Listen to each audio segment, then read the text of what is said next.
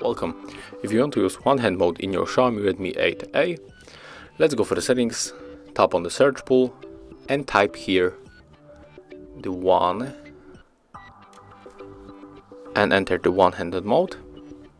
Right now you have to use the switcher to activate this option, and right now all we have to do, you got your description also, we have to swipe to left or the right side from the home button.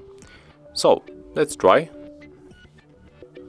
And as you can see, we are in this mode, and we are able to reach a very part of the screen with one hand. So it's really useful if you got the small hands. And if you want to exit, just click on the arrow outside. Thank you guys for watching. Leave thumbs ups, comments and subscribe to our channel.